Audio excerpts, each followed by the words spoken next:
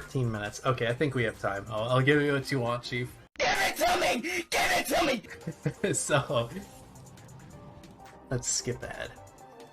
3, 2, 1. I'm not focusing on just you, but... Defend objective. Okay. First and foremost... Oh crap, I can't be as vulgar as when I do the private VOD reviews in the off-season for you. Okay. Why the Orisa? Furthermore, why are you playing the Orisa like an off-tank? Because when she's paired up with a Reinhardt, she's the main tank. The way I like to describe... Well, like, the main tank in general just takes space, the off-tank peels. And it's hard to describe which tank out of two main tanks can make more space. So what I found is which tank is better at peeling. And that's who I classify as the off-tank. Orisa can't peel. At all. Like, at all. The only tank that she's an off-tank to is Wrecking Ball. Because he's the only tank who can peel less than Orisa. Reinhardt isn't great at peeling, but he's better than Orisa. He's more mobile with the shield. And that's all it takes. You guys are playing Greek as the main tank, which was just this massive hurdle that you almost overcame a few times out of, like, individual plays, but it just wasn't enough. Like, honestly, if your team as a whole could just allow Greek, Chief, and your other DPS, regardless of whether it's Pair or Archivist, to just carry you, you would win. But it feels like you're also disconnected.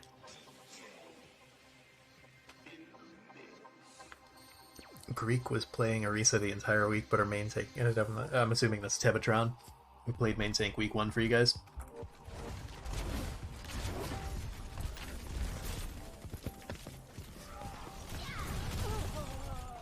I know the casters pointed this out. Why the Moira?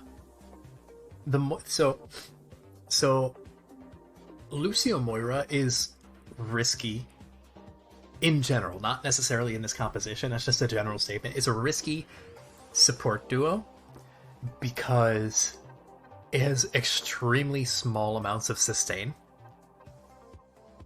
So once the Moira's healing is up, you can no longer sustain in any engagement. No coaches too because of scheduling issues. That's unfortunate. So I know the casters said this a ton when we restreamed it yesterday.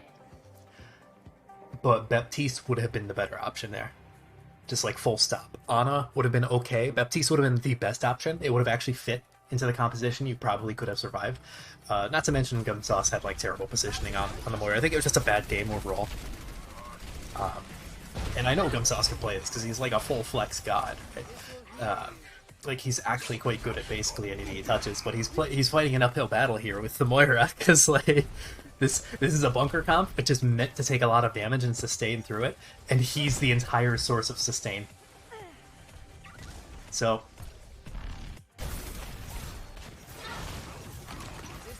you back up. That's fine.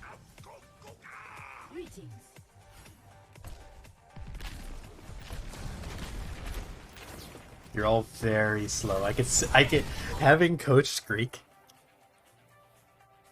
I know his body movements in game and what that relates to. Police! Help! With his mentality. So this entire time that he was like, okay. I guarantee you I'm gonna be like pretty darn close to being spot on with this as well. And that's the funny part. This is...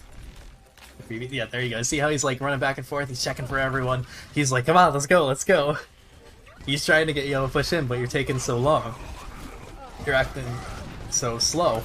I never noticed that before. I've watched this like 3 or 4 times and I never noticed Greek got launched.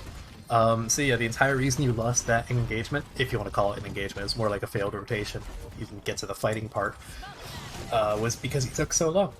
You're just kind of standing here, Nothing happened. You can't take those kinds of rotations, these kinds of long rotations with Orisa. If you wanted to do that, swap to like a Sigma, swap to a Diva or a Zarya.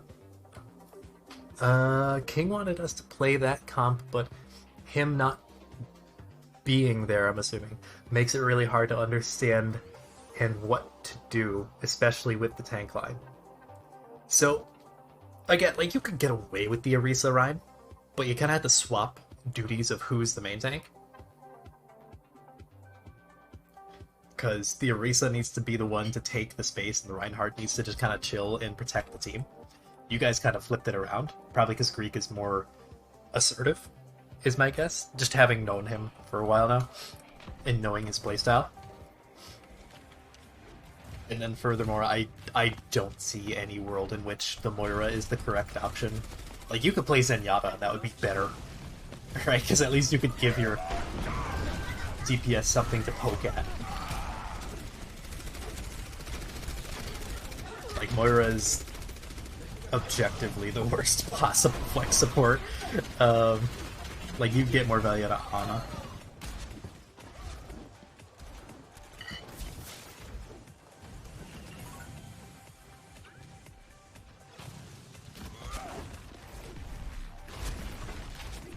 I'm gonna attempt to not pause it as much and rewind because I don't want to get too close to 7. Mind you, the game doesn't even start until 8. But still. So notice how I'm not gonna rewind it. I almost did, and I was like, wait, no. Small wasn't our Orisa player, so he didn't really know what to do. Is Small even a main tank player, or is he more of an off tank player? It was just unfortunate, yeah.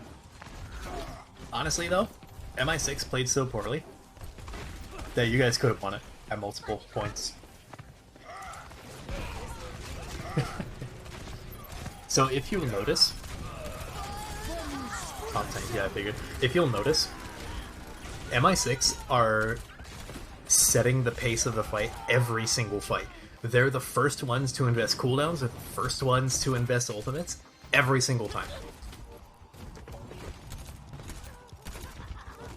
And I forget the statistic, I think it was like a Season 2 Overwatch League statistic, but it was like 89% of the time the team that ults first wins that fight. Mind you, you have Coalescence and have had it for like 4 fights now. That should be coming out like right now. Like 3 seconds earlier than what I said. Like, by the time Gumsauce used it, it was practically useless.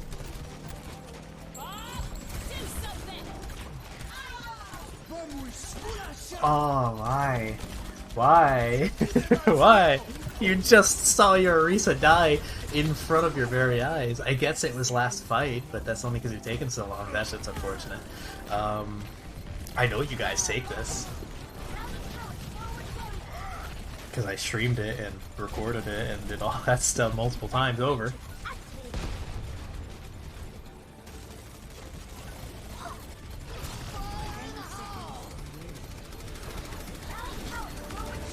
I don't even understand this Riftfire. Didn't do anything and then they C9.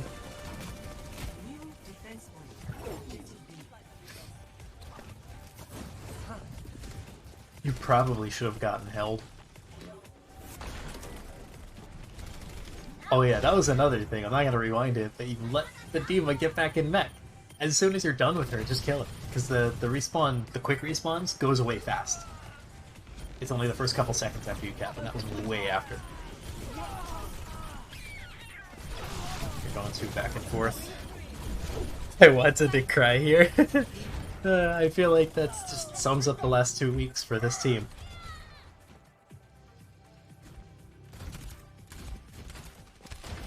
Mind you, you almost hard tilted MI6 into a loss. Because apparently the whatchamacallit, the third map from them was a little bit of goofing around, and they tilted. Fourth map was entirely tilt, and the fifth map they brought in the new tank line because they had to. I don't understand that thought. I think Laura was feeling himself a bit too much. Like, the bot didn't even do anything. It's not like you guys were coming out of spawn when it mattered. Side note, your team really needs to... I saw this same damn thing with whatever other team you were on in the off-season, where, like, you'd swap from, like, hit scan to flex DPS. Just pick one and play that. You're really good as hit scan, and you're really good as flex DPS, but you're not going to be great at either unless you're allowed to just focus on one.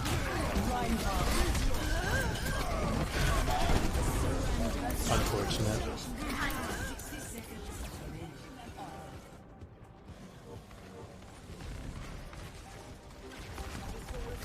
I think the Vino pointed out a bunch of times that, like, Small Hamster was just holding on to the Bongo forever. It's basically like a better Baptiste window. Bear is a flex DPS, but he doesn't want to play Mei. Too bad. You are a flex DPS in team play. That is like 80% of your job is to play Mei, because she is universally viable. You could play her on any composition on like any map and get value out of her. I don't care if you're playing Dive or Brawl or Bunker, like, you could probably throw a Mei in there and be fine. So that's zero excuse, my man. Like, that's just not good enough.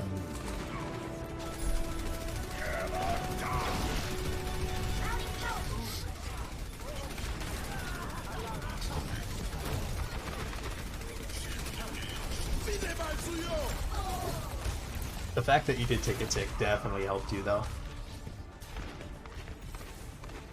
Obviously, it helped you win the map instead of draw, but it definitely made it that much more daunting for MI6. Like, they discernibly played worse this round. I think once they lost that tick is when the tilt probably started to set in. Initiating match. That's what I'm saying. Well, like, if you're the dedicated hit scan, I don't care how much he hates Mei. He's not touching Kree. He's not touching Ashe. He's not touching Tracer. Maybe Tracer if you're playing like a Kree Tracer or Hanzo Tracer or something like that. But like, hell, even in this composition, you don't even need to get away with Mei. Because you're playing like Echo Kree. Ready for battle. Like, he should have been in the Echo. Especially when it comes to hit scan, like, the more they can keep you on a hard hit scan player, heroes, the better. Because having to adjust to that different style of aiming and whatnot is really hard to do. You know, there's maybe like 2 or 3 players in the world that can do that. I'm talking like Rascal and Prophet, right? Like, that's it.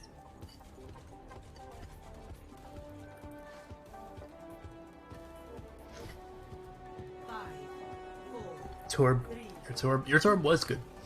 It's just the fact that you had to play the flex, that you had to swap from the hit scan to the flex DPS. You're doing fine on both, but like,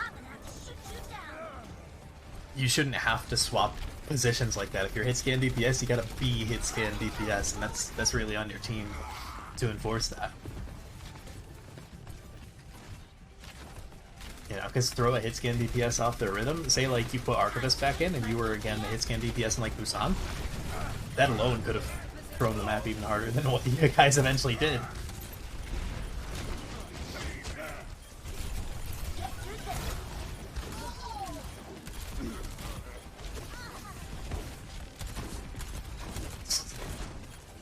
I love that.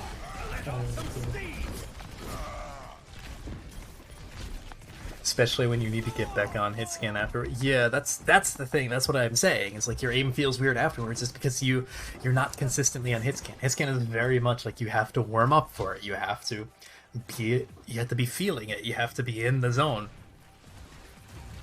Like flex DPS, it doesn't matter if you're going from hit scan to flex, but if you're going from flex to hit scan, or in your case, potentially hit scan to flex back to hit scan, like that's gonna mess you up in the later half.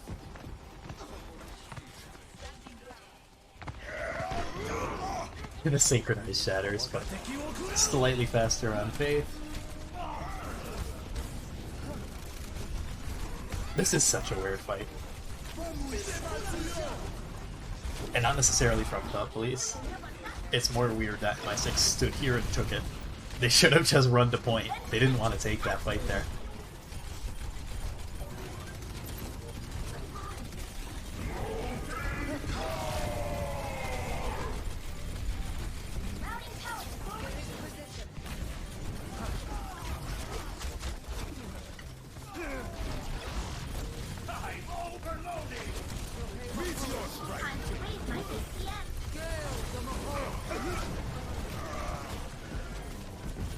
Why use coalescence there? At least you can say that you have the best orb on League 0. Honestly, yeah, an intermediate I would say so. I haven't really seen that many other Torbs, but even then the few that I've seen haven't really done much with it. Maybe in like Novice or Advanced I've seen some other Torbs.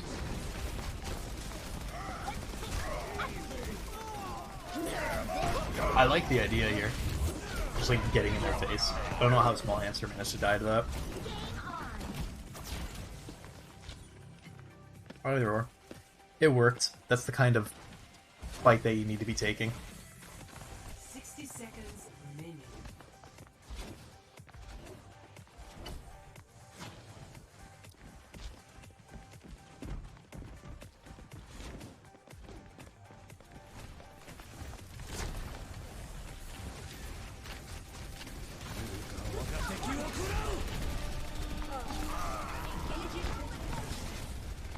It's really weird to not see Thiefy go for those eats at all, because that would have been a really easy eat if it just turned around.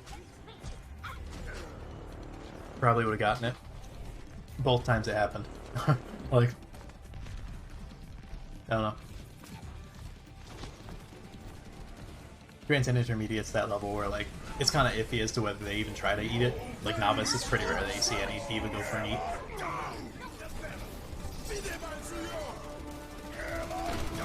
And at Advanced, basically every Diva goes for an eat. Greek just, like, channeled his inner main tank difference at the very end there. Yeah.